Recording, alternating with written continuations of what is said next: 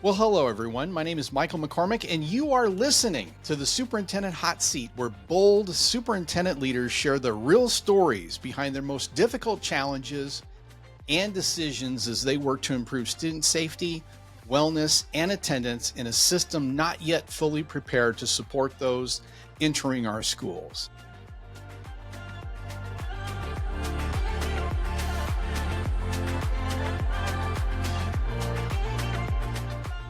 In today's episode, I'm so happy to have Dr. Michael Lubelfeld as a guest on the show. Michael, how the heck are you?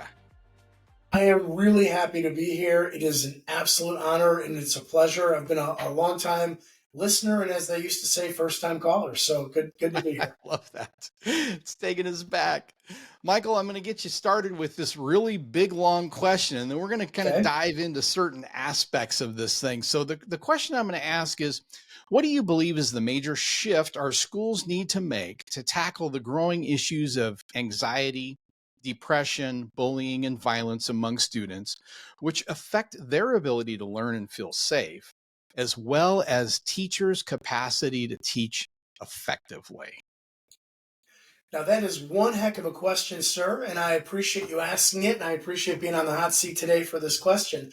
So I want to start by saying that for many years, I have been a student of, an observer of, a teacher of, and a leadership facilitator of helping create conditions where student agency exists. And that'll be the 30,000-foot view. The student agency presents itself in ways we call student voice or student choice or student interest or student opportunity for demonstration of learning, or conditions where students are able to become individualized and be treated as individuals versus as batch processing. And again, staying on the big picture for a second, many years ago, the late Sir Ken Robinson, in a really well listened to Changing Educational Paradigms YouTube video with RSA Animate many years ago, one of the things he said, or really challenged us to think through about changing educational paradigms, I think in 2012, so it's not new, obviously, was the most common thing that children in classrooms, broad brushstroke, generally have is their data production, meaning age-based grouping. And then we further stratify in our school systems in general to have what we commonly refer to as factory model, although that's not very appropriate or relevant now, but that's the 30 to 50-minute blocks of time with discrete, separate, non-integrated subjects. Now, saying all that, broad brushstrokes, I know there's elements and pockets out there, but to answer your question, the educational system, in my mind's eye, the educational system that is free from mental health challenges, anguish, anxiety, depression, self-harm, harming of others, bullying, harassment, is a school setting or classroom setting where the structural systems are different in 2025 moving forward than they have been since the 15th, 16th, 17th, 18th, 19th centuries. So is that a broad enough way to get started and we can start to unpack together? Yeah, you know what? I so appreciate you saying that for a couple of reasons. I mean, one is that I was a huge fan of Sir Ken Robinson, got to meet him a couple of times, got an autographed book by him, and just really loved what he was talking about, particularly the part about the Committee of 10, 1897. Horace Mann comes back from Prussia, kind of likes this factory model of education, and we ingest that whole thing hook, line, and sinker for the US. And I think one of the challenges there is we kind of, in some ways, I guess, structurally took humanity out of the equation. Mm-hmm. And and I think that's been to a detriment. And I could say, for me, guilty as charged. I mean, 34 years ago, when I started as a teacher, I wasn't really paying attention to how kids felt, right? And in fact, at one point in life, as an early educator, I was taught you kind of view kids as if they're wearing their test score on their forehead.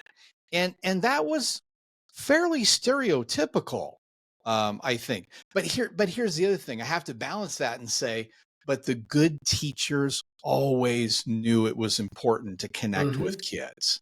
And so I think that was a brilliant way of starting the conversation from this kind of broad brushstroke perspective in terms of setting context. Because in some ways, this is how we've arrived at where we are Hmm. today, I think, with students facing all of these challenges that I described and kind of this lack of sense of belonging and lack of community. So, what are the incredible things, Michael, that you're doing in your school district to kind of build back that community, particularly post pandemic, and bring the humanity back into education? Well, I've got to really credit our teachers. So I'm going to tell you, every superintendent probably says this, right, Michael, that they've got the best teachers anywhere. So I'm going to say it too because I do. I really do. Our teachers are really thoughtful, kind, caring, and compassionate people. Our principals are as well. And by modeling these behaviors at the top and by creating conditions whereby we can reinstill joy in our teachers and support staff and reinstill respect and dignity in our teachers and support staff, in our system, our school board has been really instrumental in making sure that we value organizational culture, student engagement and satisfaction, family perception of customer service, and all of the learning and teaching metrics that a public school system has with some standardized assessment here and learning models and growth models and all of that. It's more of a holistic approach or a total package. In addition, the COVID-19 pandemic in and of itself was a series of cascading traumas. And it was a series of cascading traumas that we've not gotten past and we may not get past for generations. So, yes, it's 5 years. Hence, we're barely beginning to even scratch the surface of the impacts, positive and negative. In addition, in our community in Highland Park, Illinois, and Highwood, Illinois, where I'm probably the superintendent of about 4,000 students, pre-K 8, we suffered what so many communities in the United States have suffered. We suffered a community-based mass shooting, a tragedy where many people were murdered and others were forever injured and innocence was shattered. So there's levels of trauma that have impacted the children of our community, the teachers of our community, and the elders of our community, that our school system has really embraced trauma-informed practices as much as reading, writing, and arithmetic, science and the fine arts and social studies. So in order to bring back the humanity for our students, kind of to bring this wrap around, immediately following COVID, or during COVID, excuse me, our four priorities were feed our children, provide for the general welfare and mental well-being of our staff, students, and community, communicate, which in and of itself is affective as well as cognitive. And the fourth priority was education, whether it was in-person instruction, remote instruction, all of the above. Words we never want to say, asynchronous or synchronous. Following the shooting and murders, we had 6 weeks to start school. There was an intense pre-healing process because there's shock and awe, trauma-informed counseling practices, and then getting back to some sense of routine. I'm not going to use the word normal. So we've acknowledged and confronted humanity by seeing the inhumanity. And in our community, we've banded together and locked arms to say that the mental health and wellness of our children and the mental health and wellness of our staff and the mental health and wellness of the community are of paramount importance. It's at the forefront. Yeah, you're actually speaking my love language on this one. I think you're absolutely spot on. And it was interesting in one of the prior episodes we were talking about, navigating these pandemic times as a superintendent was really challenging because we had all kinds of guidance from all these different agencies and no real decision making from anybody. And so we were kind of left to try and navigate this uncertainty and become that trusted voice in the community. And there was, I'm sure, times where we were maybe a little bit more directive than we felt comfortable having to be. So I love the fact that you're bored, and let's not underestimate that. I mean, when you've got a high functioning governance team with board members and superintendent working together, um, great things can happen for kids. And so I applaud the entire governance team there in your place for really getting this right. This is a big deal. I want to talk a little bit about, and these things are always very challenging to talk about, but there was a recent suicide. Um, I know that things were on the news and stuff like this, and this was immediately in your community or in an adjacent community? Adjacent. Community. Yeah. And so talk to me a little bit about the impact of that. It was a student, it was a young person who took their life. And what kinds of things has that caused you all in your system to think about, respond to, react to, maybe try to jump ahead of, do a little predictability if there are things, or kind of like reflect on the services that you're offering for wellness in your own school district? So sadly, as you know, the former Surgeon General declared, there's a mental health crisis among youth. And whether the youth are the youngsters that I teach, ages 3 to 14 in the elementary school district, or whether they're ages 14 to 22 in the high school district, or whether they're college age, 18 to 25, whatever we're talking about with youth up to about 25 years old, there's a mental health crisis. Sadly, we probably all of us know one or two degrees of separation, somebody who took their own life, contemplated taking their own life, or had ideation of it and may or may not have received intervention or treatment. So these are not things any of us like talking about. These are not things that are easy to talk about. And our community is no different than any other community around the nation where we've got youngsters, again, whatever the age range may be, faced with what they deem to be insurmountable mental health challenges. And as someone who's a public educator for 33 years, like yourself, long time, and someone who's now a superintendent of schools with 4,000 students, cities that are about 30,000 people, what do we do when something like this happens, either in the community, in a community adjacent, or in a family that's somehow related? We can't sensationalize it for fear of a copycat or cluster, which we can get to. We can't ignore it because it actually happened, and some people are really deeply affected by it, including parents, uncles, aunts, the whole thing. So my approach as a systems leader is and has been and was really jump-started after COVID and after the school shooting in Texas and then after our community situation.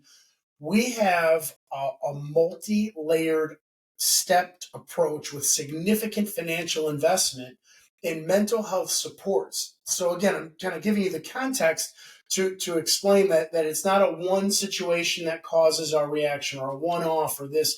We're expecting that there's trauma.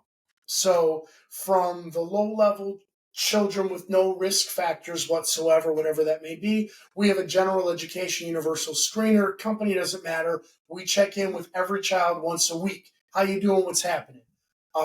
Most of that is really positive and awesome and pro-social and really like affirming. Once in a while, though, somebody on radar, somebody off radar reaches out, and then our teacher goes to the proper staff.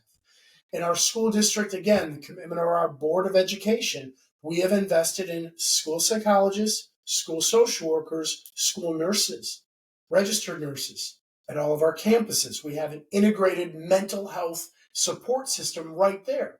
Friendship issues are very real, bullying very real. We have a host of other interventions to sort of deal with and address the outliers, the at-risk, or the real crisis.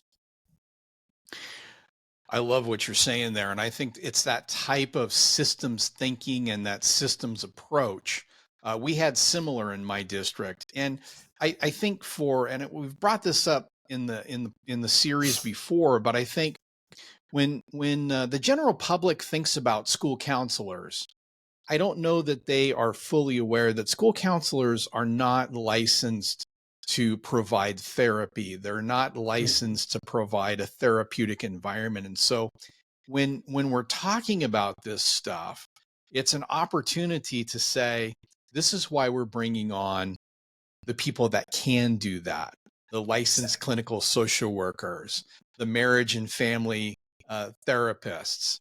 And I love the fact that you and your board have made the commitment to have registered nurses, because a lot of times in schools across the nation, the folks that are running the health offices are like an office clerk who's dressed in scrubs.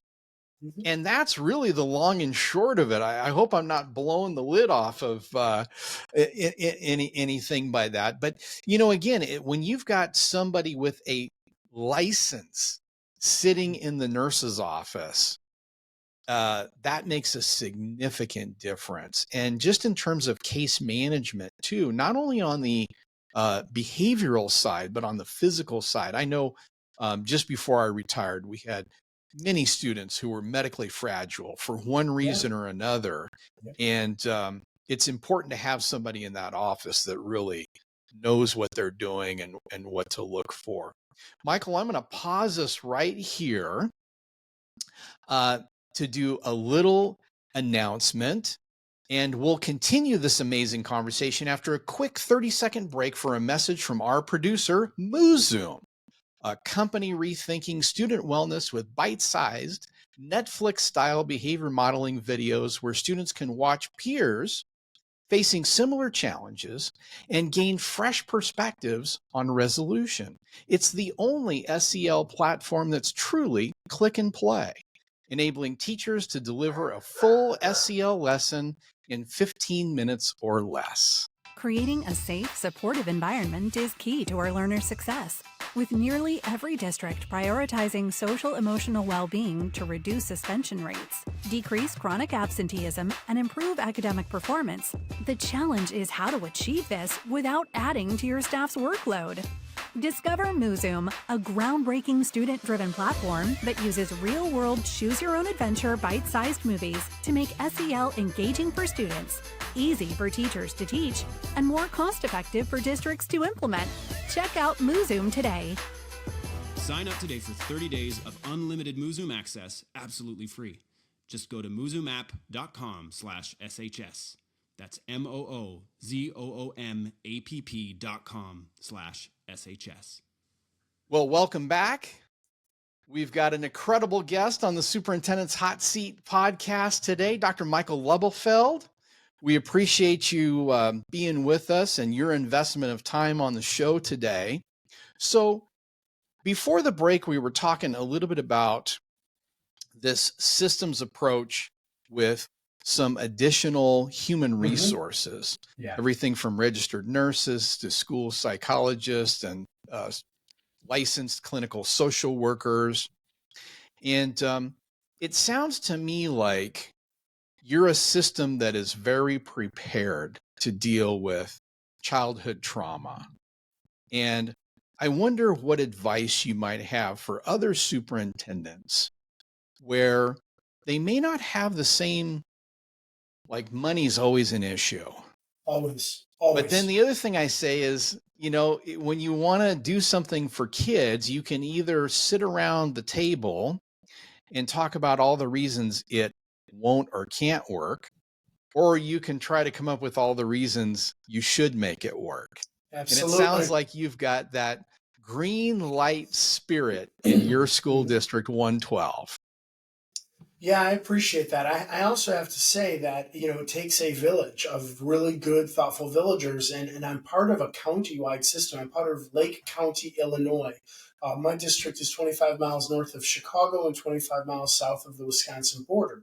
And our regional superintendent of schools, Dr. Michael McCormick, has worked unbelievably effectively and really, really diligently to secure grant funding from federal, state, or other sources, private sources as well, in a host of areas.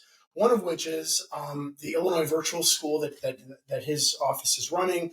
And another one is he brought free of charge currently for a 1, 2, or 3 year period, depending on the thing, tools and resources for mental health support and guidance for every child in Lake County. Now, this is not unlimited, this is not unending. However, if a district did not have any financial resources or couldn't do something today, there are other opportunities, is the point I'm trying to make. And even in my own county, my own school district, we're very fortunate and blessed with resources at this time, always scarce, always, taxpayer funded, very sensitive to that. But there are, what I say, a multi-layered approach, a number of different layers, from having the personnel, if you can afford it and you can find the qualified personnel, which we can, thankfully, but also some other service providers, private providers that are HIPAA compliant and SOPA and COPA and FERPA and everything compliant and have licenses and approval, and they can help get specialized adolescent mental health services, for example, in 3 to 5 days versus 6 months. So, there's many different sources. So my advice to my colleagues is reach out to the superintendent associations, reach out to your statewide associations, talk to the principal associations, and find out who knows who and who knows what, and get in touch with somebody, because there are very, very high quality providers and private family foundations across the nation that are willing to fund and support the public schools in this area as well. Now, that's really great advice. Really, really great advice. I think that sometimes some of these things can be like multi-funded programs, where if you can, get a little bit of money from here and a little bit of money from here, before you're talking, it's real money. And then you can actually do something to support kids and staff and community. So I like that. I'm going to return us back to the question I was asking about before the break, which was, you had a successful, I hate to say it that way, but a successful suicide in an adjacent community. Mm-hmm. We spent a little time talking about the systems and structures that you and your board and community are committed to, which is worth complete applause. Because going around the country and talking with folks and understanding a little bit more around how school districts are running on a nationwide basis, you are unique. There are not a lot of places around that have the resources and the governance team that are willing to support this kind of work. And so you and your community are really to be applauded for that. The other thing I was thinking about is, when there is an unfortunate case of a successful suicide, we kind of spring into action as school systems and superintendents. And when I was superintendent, unfortunately, over the years, we had a few suicides, and the general public they probably have never been let into the conversation around the types of things that we do, the actions that we take, and how we begin to process information, not only for the individuals immediately involved in the situation. Because when you have a successful suicide of a student within your school district, you've got friends of the student that they took classes together. You've also got the teachers who cared for the student, and other support staff members who would have known the student. And so it has a really significant impact. It's a trauma that is very hard, I think, for the human brain to understand. And so we were talking a little bit about the sensitivity that comes to play here with managing the immediate trauma of the crisis, and then how do we kind of move students and staff through the grieving process, and what kinds of support do we offer along the way? So, Michael, I've given you a whole, almost too much, I think, but I'm counting on you. Sadly, no. Sadly, like violence in our schools, these are topics that none of us want to talk about and none of us want to address or deal with. Yet these are things that are happening. So a couple things are, excuse me, um, great advice I received many, many years ago in a different school district around, a different type of death situation. A superintendent colleague had said, call in the local clergy. We're the public schools. We're not praying. We're not proselytizing. We're not establishing religion. It isn't against the Constitution to call in experts in counseling, therapy, and death who also address it and deal with it. And again, some people might say, "Oh, whoa, can't talk about it. It's too sensitive." I think we need to talk about some of these sensitive topics. So when there's a death of a teacher or of a staff member or of a, God forbid, a child, also, or anybody really, bringing in clergy to help guide you as the systems leader is sound advice, because as systems leaders, we're expected to know everything. And quite frankly, as you know, my friend, we probably know nothing about what it is, and we'll figure that out. You also want to make sure that if you're in an adjacent community, pick up the phone and call the superintendent or call the teachers or call someone affiliated with the place where the person worked. Just reach out, because no one really knows what to say. However, the worst thing you could do is ignore it and act as if it didn't happen, because it did. Anytime there's a death, you may or may not be allowed to discuss or disclose the cause. That becomes really dicey. Like, is there a criminal investigation? You can't talk about that. Is there a medical investigation? You can't talk about that. Is the family prohibiting you from talking about it? Well, then you can't talk about it. So what do you address? Well, in our locus of control, in our zone of proximal development, to go back, a few decades there, we aim and endeavor to control that which we can control. And one of them is systems and structures that are sustainable pre, during, and post trauma, to make sure that we have conditions set forth, that we're already sprinkling in, trauma light prevention practices or trauma light addressing. And then when, God forbid, something happens in your community, adjacent community, in society, anywhere, right? In someone's family in another state, you've got boots on the ground, and our own school personnel are not necessarily therapeutic unless you're in a therapeutic day school. They're not behavioral experts or trauma informed, but they know how to get you immediate access to behavioral experts and trauma informed. And don't be afraid to reach out for help or say you don't know. And then finally, after the event or events, make sure it's not a one and done, or make sure you just don't check a list off and say, well, I hired a consultant or I did this. No. What are the practices you have in place? Do you have a hotline or a text, a tip, where you can have this wraparound services? How do you instill a community of care and compassion where somebody who feels really distraught and confused or uncomfortable has someone to contact? My hope is that every child under my care and direct care has at least one adult in our system they feel safe and comfortable speaking with. I hope everybody has that relationship with a parent, guardian, family member, both parents, whatever the family dynamic may be. And I hope someone knows they've got confidential, anonymous sources they can go to.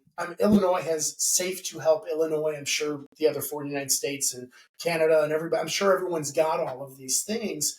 It's incumbent upon us, though, finally, to have our professional associations help us. At the National Conference on Education, the Superintendent's National Conference earlier this month, the AASA unveiled and released, I don't know the exact word, but a crisis hotline of trained, experienced superintendents who've dealt with untold tragedy. So if it happens in your area, you've got someone to call, and somebody will be on the other phone to just talk with you and help you. So I guess if I had to distill the whole thing, is ask for help. Yeah. That's just such a powerful message, Michael, because I think as human nature would have it, when we're faced with highly emotional times in our lives, and very stressful times in our lives, it's the natural thing that we want to do is isolate and kind of, like you say, not talk about it. And you also kind of have this thing. Well, maybe you don't, but I always did. I had this thing running in my brain, which was, I'm all alone in this. Nobody else has ever faced what I'm facing. And we have to fight that off. Yeah. And I've heard it best said like this: in times of crisis, we want to expand our network, not contract our network. And it's a little bit against that, the belly tells you something different. But I think this idea of being willing to reach out and find those experts, find the people that, although they may not have dealt with your exact same situation, they've dealt with similar situations. And just to reinforce, I love the idea about bringing in the clergy. I'd never heard about that before, but I think it's solid advice for this reason alone. These are people that deal with life circumstances on a regular basis. And death is one of those life circumstances. And so while it's traumatic and painful and new for us, and oftentimes very unexpected, these are the people that really become experts in a lot of ways in dealing with that. And I'm sure can offer some really sound advice. It's a quick 30 minutes, Dr. Lubelfeld. Wow. Isn't that crazy? We are reaching the end of this episode of the Superintendent's Hot Seat.